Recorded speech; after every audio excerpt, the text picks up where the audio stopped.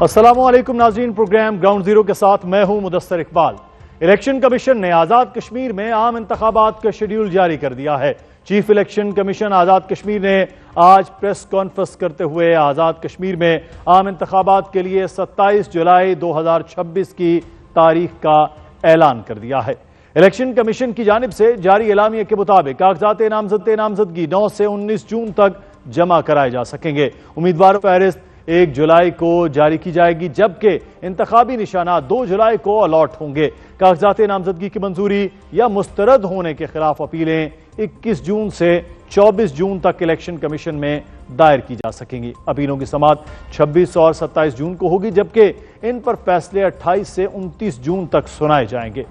नाज़रीन, आज़ाद कश्मीर में आम इंतखाबात की तारीख का ऐलान उस वक्त हुआ है जब रियासत में अफरा तफरी का आलम है। जम्मू कश्मीर जॉइंट अवामी एक्शन कमेटी की जानिब से 9 जून को एहतजाज की कॉल को बरकरार रखा गया। इंतखाबात का शेड्यूल जारी करते हुए एक तरफ जमहूरी अमल के तसलसल को बरकरार रखने की कोशिश जारी है तो दूसरी जानिब हुकूमती मौक़िफ़ है कि एक्शन कमेटी के प्लेटफॉर्म से रियासत में गैर जमहूरी रवैयों को हवा दी जा रही है। एक्शन कमेटी के साथ हुकूमती मुआहदे में शामिल 38 में से 35 मुतालिबात की मंजूरी के बावजूद मुहाजिरीन की 12 नशिस्तों की आईनी मामले पर डेडलॉक बरकरार है। आज़ाद कश्मीर हुकूमत ने मामले की संगीनी पर एक बार फिर संजीदगी का इजहार करते हुए इस मामले को supreme court of Azad Kashmir के सामने पेश कर दिया है। सुप्रीम कोर्ट के सामने मुहाजिरीन की 12 नशिस्तों के खात्मे के हवाले से आईनी रहनुमाई के सवालात रखे गए हैं, जिस मामले पर कल एक बार फिर अहम समाअत होगी।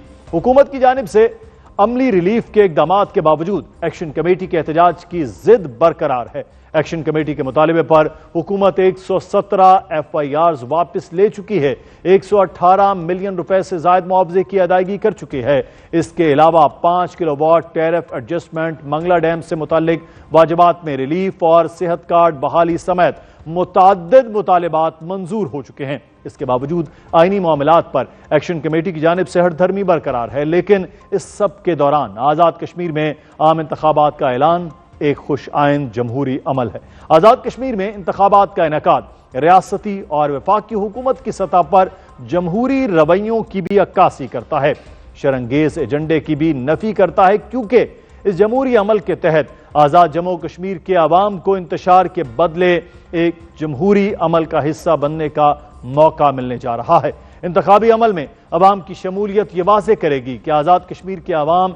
एहतजाज और इंतशार के बजाय मुस्बत जमहूरी रवैयों पर यक हैं। एक्शन कमेटी के एहतजाजी कॉल पर वज़ीर दिफा ख्वाजा आसिफ ने अपने एक्स पैगाम में लिखा कि 27 जुलाई को आज़ाद कश्मीर के इलेक्शन हैं। एक्शन कमेटी का मुतालिबा है कि कश्मीर असम्बली के पाकिस्तान से मुंतखब होने वाली 12 नशिस्तें ख़त्म की जाएं। इलेक्शन से पहले यह मुतालिबा इंतखाबी अमल को सबूताज करने के मुतरादिफ है। जमहूरी सोच का तकाजा है कि जो लोग ये मुतालिबा कर रहे हैं वो इसको 27 जुलाई को अवाम के सामने रखें और खल्क़े खुदा को यह फैसला करने दें और नुमाइंदगी की शक्ल तश्कील करने दें। यह जमहूरी सोच होगी, वरना यह ब्लैकमेलिंग तस्वुर होगी। नाज़रीन, कश्मीर में अवामी एक्शन कमेटी के एहतजाज और 27 जुलाई को होने वाले इंतखाबात पर बात करेंगे। हमारे साथ मौजूद हैं रुकन आज़ाद कश्मीर असम्बली अहमद रज़ा कादरी साहब। कादरी साहब, बहुत शुक्रिया आपके वक्त का। आज़ाद कश्मीर में अब बाकायदा इंतखाबात का ऐलान हो गया है और इंतखाबात के ऐलान के बाद अब आप लोग अपने कागजात नामजदगी जमा करवाएंगे, लेकिन 9 जून को ही बाकायदा एहतजाज की भी कॉल दे रखी है जॉइंट एक्शन कमेटी ने। एक तरफ उनके पास भी बड़ा नंबर का वो दावा करते हैं कि लोग हैं, दूसरी तरफ आपके पास भी बेशुमार वोटर्स हैं, तमाम सियासी जमातें इस इंतखाबी अमल का हिस्सा बन रही हैं। तो फिर इस सिचुएशन में इस किस्म के इंतखाबात मुश्किल नहीं हो जाएंगे कश्मीर के लिए, और ख़ास तौर पर जो जम्मू के जो महाजरीन की सीट्स हैं जो अपने आप को इलाके पाकिस्तान के साथ जोड़े हुए हैं, उनका मुस्तकबिल क्या है?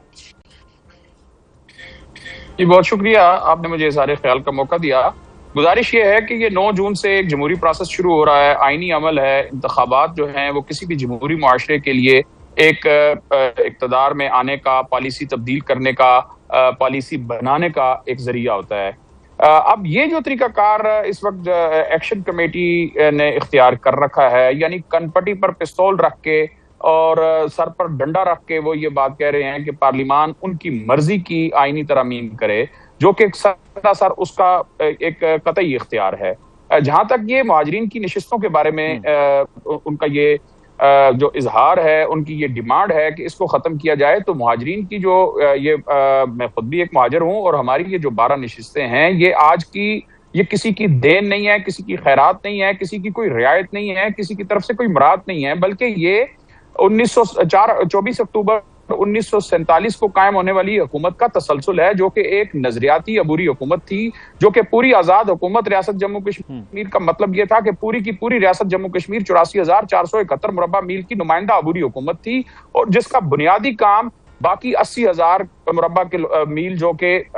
جس میں سے بڑا حصہ جو ہے وہ ہندوستان کے زیر قبضہ ہے، اس کو بھی شامل کر کے پوری کی پوری ریاست کا استصواب رائے کے ذریعے مسلم میجارٹی ریاست کا پاکستان کے ساتھ الحاق تھا. اب جہاں تک بات رہ گئی ہے کہ 9 جون کی ڈیٹ جو ہے یہ ایکشن کمیٹی نے جو دی ہے، تو یہ بنیادی طور پر اس ڈیٹ کے دینے کا مقصد ہی اس جمہوری عمل کو، اس آئینی عمل کو ڈی ریل کرنا ہے، اس کو سبوٹاج کرنا ہے، تاکہ لوگوں کو دوسری طرف نان ایشوز پر لگا کر اس انتخابی عمل سے دور کیا جائے. ایک جو معروف قانونی، آئینی، اخلاقی طریقہ ہے کسی بھی تبدیلی کے لانے کا، اس طریقے سے رائے فرار اختیار کی جائے. بنیادی طور پر اگر ایکشن کمیٹی یہ سمجھتی ہے کہ ان کے ساتھ عوام کی ایک غالب اکثریت ہے، تو اس کا بہترین طریقہ تو یہ ہے کہ وہ بطور سیاسی جماعت رجسٹر ہوں، اور اگر سیاسی جماعت کے طور پر رجسٹر ہونے کی ان کے پاس کوالیفیکیشن نہیں ہے، تو ایسی صورت میں بھی وہ اپنے پلیٹ فارم سے ہی اپنے امیدوار نامزد کر دیں، اور وہ اسمبلی میں آ کر اپنی مرضی سے حکومت بنائیں اور اپنی مرضی سے قانون سازی کریں. اگر وہ یہ سمجھتے ہیں کہ 90% لوگ ان کے ساتھ ہیں، جیسے کہ ان کا یہ خیال ہے یا ان کا بزم خواہش یہ وہ سمجھتے ہیں کہ 90% ریاستی عوام ان کے ساتھ ہیں، تو ایسی صورت میں تو ان کے لیے کوئی مسئلہ ہی نہیں ہونا چاہیے. وہ ووٹ کی طاقت سے برسر اقتدار آئیں اور اپنی مرضی کی جو وہ قانون سازی کرنا چاہتے ہیں، آئین میں کسی قسم کا رد و بدل ترمیم کرنا چاہتے ہیں، ہمیں وہ نکال کر ریاست سے باہر پھینکنا چاہتے ہیں، تو وہ یہ کام کریں. لیکن اس کام کے لیے جتھا بنا کر، حکومت کو بلیک میل کر کے، پارلیمان کو بلیک میل کر کے یہ کام کسی طور پر بھی مناسب نہیں ہے. یہ مہذب جمہوری معاشروں کا یہ رویہ، لیکن قادری صاحب جو ان کے مطالبات ہیں اس معاملے سے، وہ بھی آپ نہیں سمجھتے کہ کسی حد تک ماضی میں وہ بار بار یہ بات کرتے ہیں کہ منورنگ ہوتی ہے ان 12 سیٹس کے حوالے سے، اور یہ 12 سیٹ بھی اپنی مرضی سے طے ہو جاتی ہیں، اور پھر یہ 12 لوگ جو ہیں وہ کسی نہ کسی طرح سے ہر حکومت میں کبھی وہ وزیر اعظم چینج کر دیتے ہیں، کبھی حکومت چینج کر دیتے ہیں، کیونکہ یہ 12 سیٹس بھی ان کے کنٹرول میں نہیں ہوتے جو ان کی جماعتوں کے لوگ ہوتے ہیں، یعنی جس میں آپ بھی شامل ہیں. آپ پنڈی سے الیکشن لڑتے آئے ہیں، بلکہ آپ کے جو خاندانی ہم سیٹ کہیں کہ وہ بھی ہے، تو یہ بھی تو آپ پر الزام ہوتا ہے کہ یہ آپ کہیں نہ کہیں استعمال ہو جاتے ہیں بقول ان کے. جی بہت دیکھیے، یہ ایک جو الزام ہے، میں یہ سمجھتا ہوں کہ سراسر غلط اور مضحکہ خیز الزام ہے. بنیادی طور پر کسی بھی حکومت کو تبدیل کرنے کے لیے آزاد کشمیر اسمبلی میں 27 ارکان کا ہونا لازم ہے. تو مہاجرین اگر 12 کے 12 بھی کسی ایک حکومت میں چلے جائیں تو باقی ارکان کہاں سے پورے ہوں گے؟ اور ایک میں اس کی مثال آپ کو یہ دے دوں کہ چودھری انوار الحق صاحب کی قیادت میں جو حکومت قائم ہوئی، وہ 53 میں سے 48 ارکان نے اس کو ووٹ دیا. پہلی بات تو یہ ہے کہ اس میں 12 کے 12 ارکان نے اس اسمبلی میں ووٹ، اس وزیر اعظم کو ووٹ نہیں دیا تھا. لیکن اگر آپ بالفرض محال یہ بات تسلیم بھی کر لیں کہ 12 کے 12 مہاجرین نے ووٹ دیا، تو 48 میں سے 12 نکالیں تو پیچھے 36 بچ جاتے ہیں، اور 36 افراد جو ہیں وہ 2/3 اکثریت ہوتے ہیں. یعنی مہاجرین کو نکال کر ان کے پاس جو ہے وہ اکثریت مکمل ہو جاتی ہے 2/3. اس کے ساتھ اس کے بعد یہ عدم اعتماد آئی. اس عدم اعتماد میں نے آج تک اپنی زندگی میں صرف ایک عدم اعتماد میں ووٹ دی ہے قبلہ، اور وہ عدم اعتماد اپنی جماعت پاکستان مسلم لیگ نون کے قیادت کے حکم پر انوار الحق چودھری کے خلاف ووٹ دے کر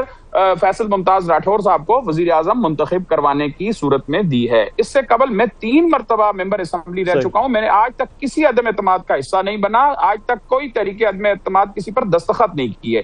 اچھا، اگر آپ مہاجرین کو نکال دیجئے تو کیا یہ عدم اعتماد بغیر مہاجروں کے پوری نہیں ہو سکتی تھی؟ جو عدم اعتماد جس کے نتیجے میں یہ موجودہ حکومت قائم ہوئی ہے. تو میں یہ سمجھتا ہوں کہ سراسر لغو اور بے بنیاد الزام ہے. یہ ریاست کے وہ باشندے جنہوں نے اپنا گھر بار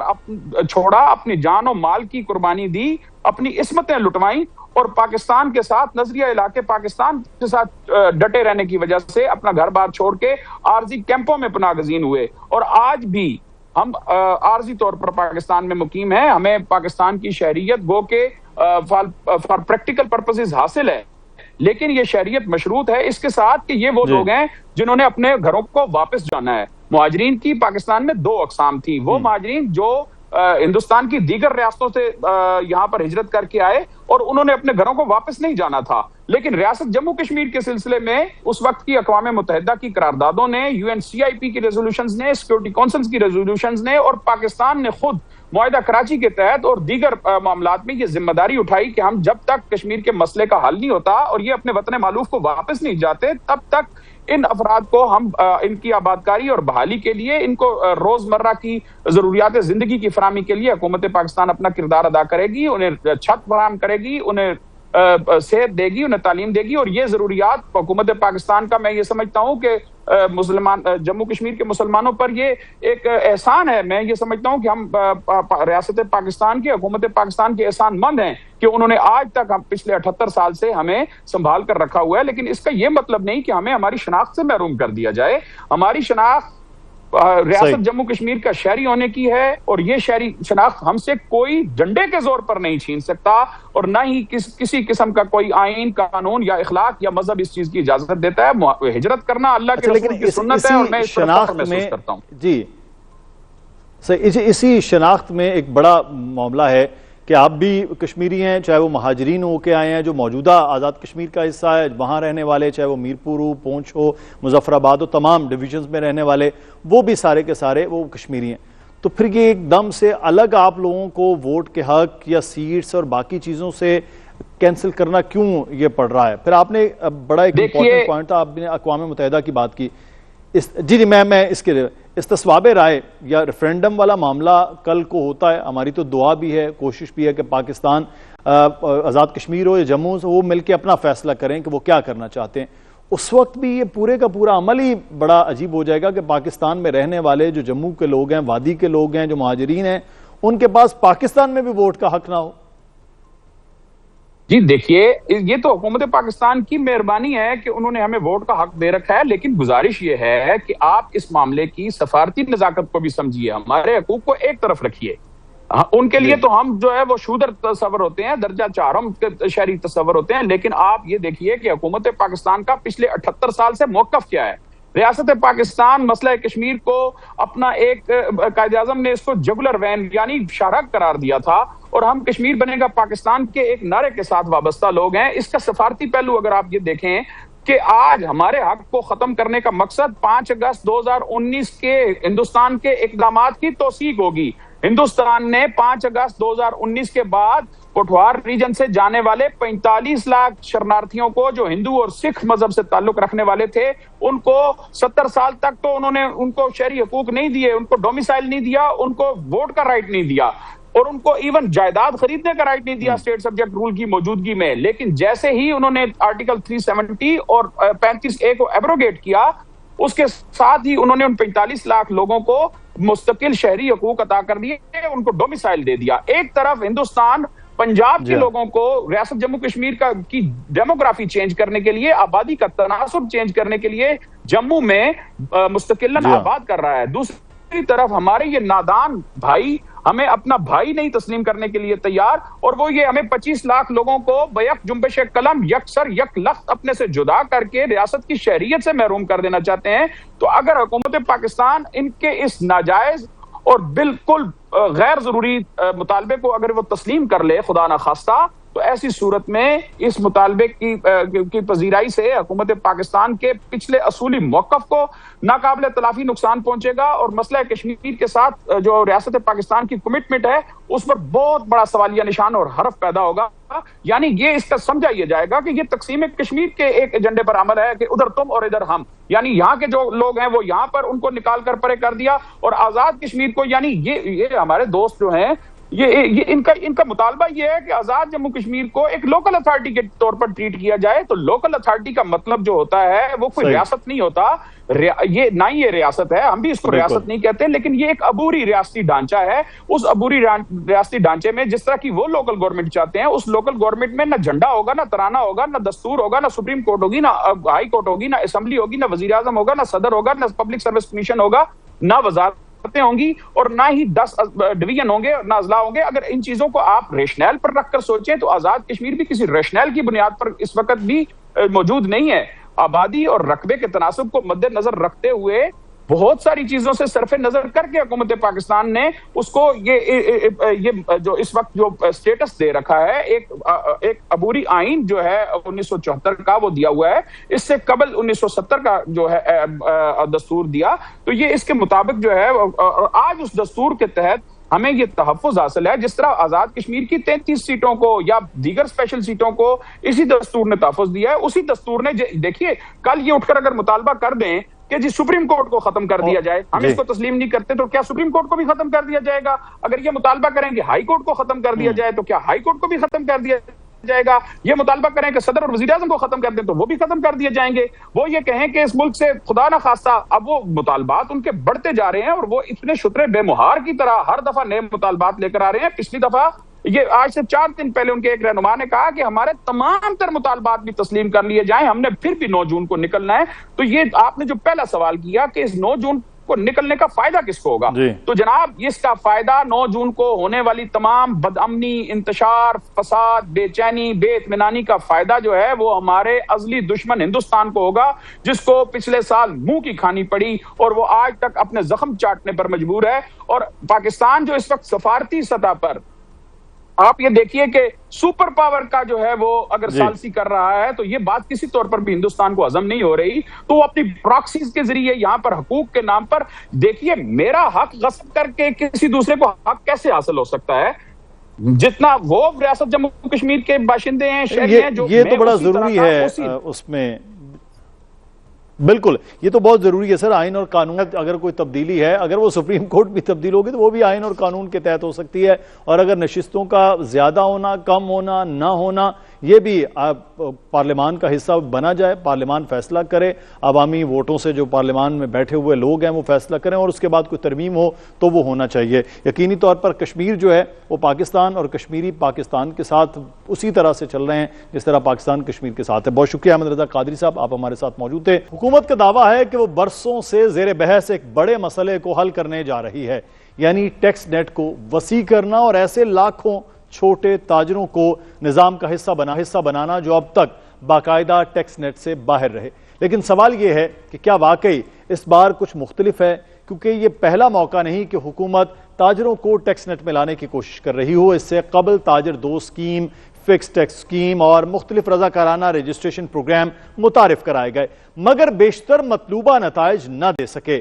ایف بی آر کے اپنے اعداد و شمار بھی یہ بتاتے ہیں کہ پاکستان میں لاکھوں کاروباری یونٹس موجود ہیں، لیکن ان میں سے نسبتاً کم تعداد میں باقاعدگی سے ٹیکس ریٹرن فائل کرتی ہیں۔ اس بار حکومت کہہ رہی ہے کہ 30 سے 40 لاکھ چھوٹے دکاندار اس اسکیم کے دائرہ کار میں آ سکتے ہیں۔ ایک صفحے کا سادہ فارم، 1% فکس ٹیکس اور تاجروں کی مشاورت سے تیار کردہ ماڈل۔ حکومت کے مطابق یہی وہ عناصر ہیں جو اس اسکیم کو ماضی کی ناکام کوششوں سے مختلف بناتے ہیں۔ دلچسپ بات یہ ہے کہ ماضی میں جن تنظیموں نے ایسی اسکیموں کے مخالفت کی، اس بار ان میں سے بعض نمائندے اس کا خیر مقدم کرتے بھی دکھائی دے رہے ہیں۔ ان کا موقف ہے کہ پیچیدہ نظام اور ایف بی آر کے ساتھ براہ راست معاملات کی وجہ سے چھوٹے کاروباری افراد ٹیکس ریٹرن فائل کرنے سے گریز کرتے تھے، جبکہ سادہ اور قابل فہم طریقہ کار ان کے لیے آسانی پیدا کر سکتا ہے۔ مگر اصل سوال اب بھی اپنی جگہ موجود ہے، کیا یہ اسکیم واقعی پاکستان کے ٹیکس بیس کو وسعت دے سکے گی؟ کیا لاکھوں نئے تاجر واقعی ٹیکس نیٹ میں شامل ہوں گے، یا پھر ماضی کی طرح اہداف حاصل نہ ہونے کی صورت میں حکومت کو دوبارہ انہی طبقات کی طرف رجوع کرنا پڑے گا جو پہلے ہی مکمل طور پر دستاویزی معیشت کا حصہ ہیں، یعنی کہ وہ ٹیکس آلریڈی دے رہے ہیں؟ کیونکہ اس وقت تنخواہ دار طبقہ مسلسل یہ شکایت کرتا ہے کہ ہر بجٹ میں سب سے آسان ہدف اسے بنایا جاتا ہے۔ دوسری جانب کارپوریٹ سیکٹر، بینکنگ، مینوفیکچرنگ اور دیگر فارمل کاروبار بھی موقف رکھتے ہیں کہ وہ پہلے ہی ملکی ٹیکس آمدن کا بڑا حصہ ادا کر رہے ہیں۔ ناظرین، اگر یہ نئی اسکیم کامیاب ہوتی ہے تو پاکستان کی ٹیکس ڈھانچے میں ایک بڑی ساختی تبدیلی آ سکتی ہے، لیکن اگر یہ بھی ماضی کی اسکیموں کی طرح مطلوبہ نتائج نہ دے سکی تو خدشہ یہی ہے کہ ریونیو شارٹ فال پورا کرنے کے لیے ایک بار پھر تنخواہ دار طبقے اور فارمل بزنس سیکٹر پر ہی اضافی بوجھ ڈالا جائے گا؟ انہی سوالات پر بات کرنے کے لیے ہمارے ساتھ کاشف چودھری صاحب صدر ہیں مرکزی تنظیم تاجران پاکستان کے. بہت شکریہ کاشف چودھری صاحب آپ کے وقت کا. مجموعی رائے اس اسکیم کے حوالے سے آپ کی کیا ہے اس پہ؟ یا یہ کوئی گیم چینجر ثابت ہوگی یا ماضی کی جو اسکیمیں ہیں اس کا یہ ایک نیا ورژن ہوگا؟ بسم اللہ الرحمن الرحیم. سب سے پہلے تو میں آپ کا شکریہ ادا کرتا ہوں کہ آپ صنعت و تجارت کا موقف قوم اور حکمرانوں کے سامنے پیش کرنے کے اپنے فریضے کو سر انجام دیتے ہیں. دیکھیے اس دفعہ مختلف کچھ یہ ہے کہ حکومت نے وفاقی بجٹ سے پہلے پاکستان کی تاجر تنظیموں اسٹیک ہولڈرز کے ساتھ اس حوالے سے مشاورت کا آغاز کیا اور ہمارا ایک دیرینہ مطالبہ تھا کہ پاکستان کا تاجر ٹیکس دے رہا ہے، ٹیکس دینا چاہتا ہے، لیکن 27 قسم کے ٹیکس دینے کے باوجود جو تنخواہ دار طبقہ نہیں دیتا، تنخواہ دار طبقہ صرف انکم ٹیکس دیتا ہے، جبکہ پاکستان کا تاجر وہ میونسپل کارپوریشن کے بورڈ ٹیکس سے لے کے پروفیشنل ٹیکس سے لے کے 27 قسم کے ٹیکس اپنی جیب سے ادا کرتا ہے. اس کے بعد وہ ہر مہینے بجلی کے بلوں کے اوپر انکم ٹیکس بھی ادا کرتا ہے، مختلف قسم کے ود ہولڈنگ ٹیکسز کی ادائیگیاں بھی کرتا ہے. اور پھر یہی نہیں، ریاست کے مختلف قسم کے اداروں کے نخروں، ان کی تذلیل اور ان کے جرمانوں اور ان کی چیرہ دستیوں کا سامنا بھی کرتا ہے. اور پھر مشکل ترین حالات کے اندر وہ پاکستان کو روزگار دینے کا ذریعہ بھی بنتا ہے. لیکن یہ ٹیکس دینے کے باوجود یہ تاجر ریٹرن فارم نہیں بھرتا تھا اور یہ تانے سنتا تھا کہ پاکستان کا ریٹیل سیکٹر وہ ٹیکس نیٹ کے اندر موجود نہیں ہے، باوجود اس کے کہ وہ ٹیکس دے رہا تھا. اس کی بنیادی وجہ کیا تھی کہ 147 صفحات کا مشکل ترین انگلش کا ٹیکس ریٹرن فارم وہ ایک پڑھا لکھا آدمی وہ خود بھر نہیں سکتا. اور اسی طریقے سے ایف بی آر کا ڈر، خوف اور بلیک میلنگ کا جو پورا نظام تھا، جس کی وجہ سے تاجر ریٹرنیں فائل کرنے سے گھبراتا تھا اور نتیجتاً ٹیکس دینے کے باوجود ان الزامات کا سامنا کرنا پڑتا تھا کہ تاجر ٹیکس ریٹرنیں فائل نہیں کرتا. ہمارا گزشتہ کئی سالوں سے یہ مطالبہ تھا کہ ایک آسان اور سادہ اردو کا اور مقامی زبانوں کا ٹیکس ریٹرن فارم لایا جائے. میں اس پر حکومت کا شکریہ ادا کرنا چاہتا ہوں کہ ہمارے اس دیرینہ مطالبے پر حکومت ایک صفحے کا اردو کا آسان فارم صرف اردو میں نہیں، پنجابی، سندھی، پشتو اور بلوچی اور مقامی زبانوں کے اندر لائی ہے، جس کے نتیجے میں تاجروں کے لیے اپنی ریٹرنیں بھرنا آسان ہو جائے گا اور ان کو ایف پی آر کی اس بلیک میلنگ اور اس محکمے کے اہلکاروں کا سامنا نہیں کرنا پڑے گا. تو کاشف چودھری صاحب حکومت نے آپ جی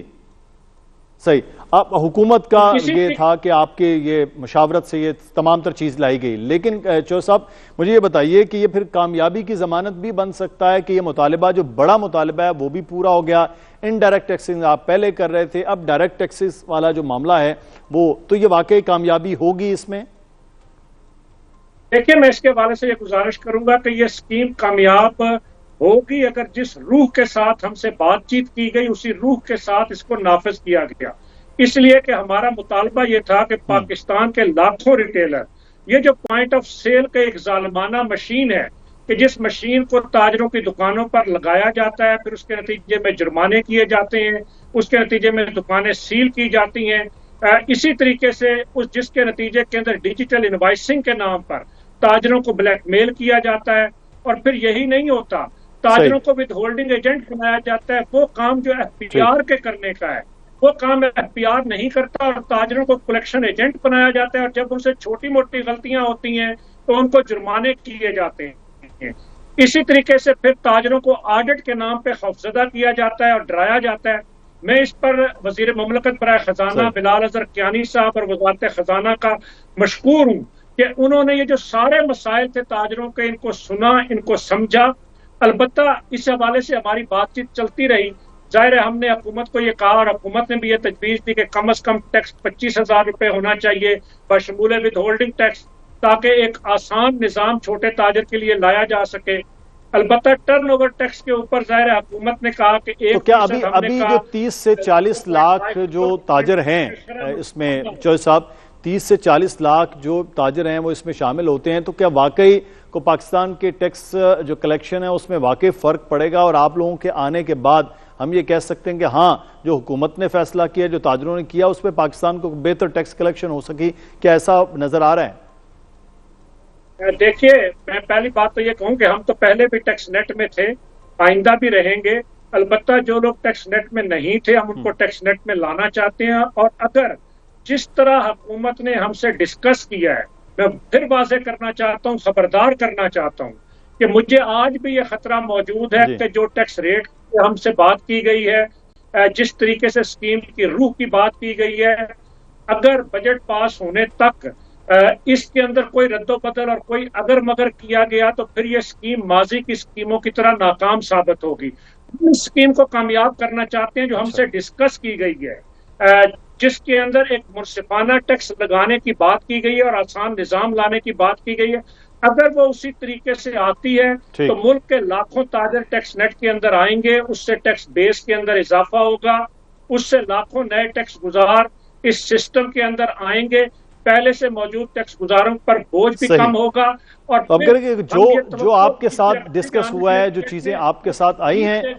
تو وہی رکھنی چاہیے، تو یہ ایک اچھا فیصلہ ہوگا کہ اگر لوگ مزید جو ہے وہ ٹیکس نیٹ میں آتے ہیں تو یہ پاکستان کا ریونیو بھی ہوگا، اور جو اتنا درینہ مطالبہ حکومت کا تھا اور جو درینہ مطالبات تاجروں کے تھے وہ بھی حل ہو سکے۔ بہت شکریہ کاشف چودھری صاحب، آپ ہمارے ساتھ موجود تھے۔ اب حکومت واقعی اس بات پر قائم رہتی ہے جو تاجروں کے ساتھ انہوں نے وعدے کیے ہیں۔ اب بات کریں گے پاکستان کرکٹ کی ڈوبتی کشتی کی۔ پاکستان نے آسٹریلیا کے خلاف ون ڈے سیریز 2-1 سے جیت لی، لیکن اس کامیابی کے شور میں چند ایسے سوالات دب گئے جن پر بات ہونا ضروری ہے۔ سب سے حیران کن بات یہ ہے کہ پاکستان کو سست اور سپنرز کے لیے سازگار وکٹوں پر بھی مشکلات کا سامنا کرنا پڑا، اور ٹیم کہیں بھی مکمل طور پر حاوی نظر نہیں آئی۔ اگر یہی کنڈیشنز ہمارے لیے موجود تھیں تو پھر کارکردگی اس سے کہیں بہتر ہونی چاہیے تھی۔ اصل سوال یہ ہے کہ سیریز سے حاصل کیا ہوا؟ اگر ہدف جنوبی افریقہ میں ہونے والے ورلڈ کپ کی تیاری ہے تو پھر حکمت عملی پر سوال اٹھنا فطری ہے۔ وہاں کے پچز رفتار اور باؤنس کے لیے جانی جاتی ہیں، جبکہ ہم نے اپنی تیاری ایسی وکٹوں پر کی جہاں سپن کو غیر معمولی مدد حاصل تھی۔ 16 کھلاڑیوں کا اسکواڈ منتخب کیا گیا، لیکن پوری سیریز میں صرف 11 کھلاڑیوں کو ہی موقع ملا، باقی 5 کھلاڑی صرف بینچ پر ہی بیٹھے رہے۔ اگر بینچ اسٹرینتھ کو آزمانا ہی نہیں تھا تو پھر اضافی کھلاڑیوں کو ساتھ رکھنے کا مقصد کیا تھا؟ کیا یہ سیریز تجربات کے لیے تھی یا صرف نتیجہ اپنے حق میں رکھنے کے لیے؟ سفیان مقیم اس بحث کی سب سے بڑی مثال ہے۔ جب بھی موقع ملا انہوں نے کارکردگی دکھائی، پی ایس ایل میں سب سے کامیاب ترین بولر بنے، لیکن اس کے باوجود ایسا محسوس ہوتا ہے کہ قومی ٹیم میں ان کے لیے مستقل جگہ بنانا ابھی بہت مشکل ہے۔ دوسری جانب کچھ کھلاڑی ایسے ہیں جن پر اعتماد کسی بھی کارکردگی سے بالا تر دکھائی دیتا ہے۔ دلچسپ بات یہ ہے کہ میدان کے اندر سے زیادہ سوالات میدان کے باہر پیدا ہوئے۔ کپتان پریس کانفرنسز میں ہلکے پھلکے انداز اور مذاق کرتے دکھائی دیے، جبکہ ہیڈ کوچ مائک ہیسن کو سیریز کے دوران سوشل میڈیا پر وضاحتیں دینا پڑیں۔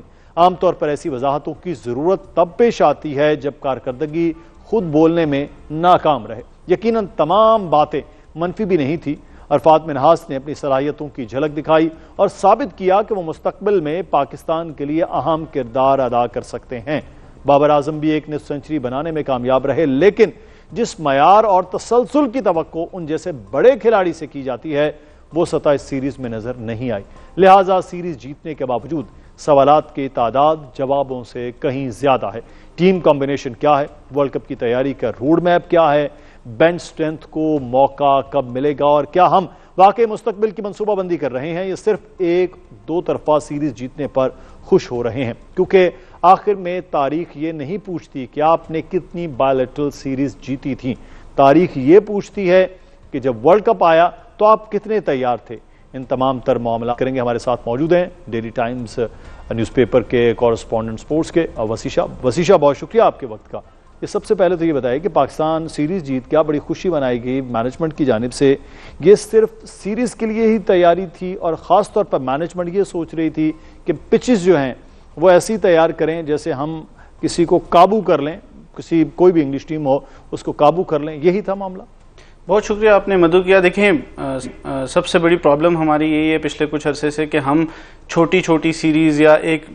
جو ٹورنامنٹ ہوتا ہے اس میں چھوٹی ٹیمز جیسے نیدرلینڈز، نمیبیا یا ایون افغانستان کو بھی ہرا کے ہم اس پہ خوشی منانا شروع کر دیتے ہیں، اور اس کے علاوہ جو بڑی سیریز ہوتی ہیں یا بڑے جو ٹورنامنٹس ہوتے ہیں یا ٹورنامنٹ کے اندر بھی جو بڑی ٹیمز ہوتی ہیں اس کے خلاف ہم بالکل زیرو ہماری کارکردگی ہے پچھلے کچھ عرصے سے۔ آپ نے ورلڈ کپ کی بات کی، تیاری کی بات کی، ہمارے جو کوچ ہیں مائک ہیسن، انہیں مڈ سیریز آ کر ایک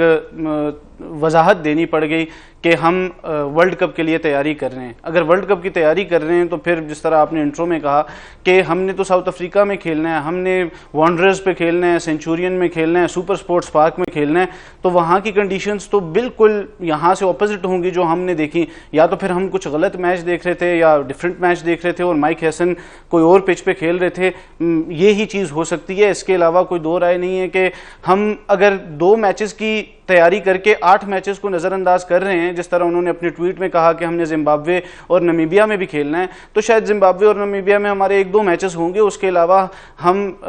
ایک اگر براڈ کاسٹنگ والی ایک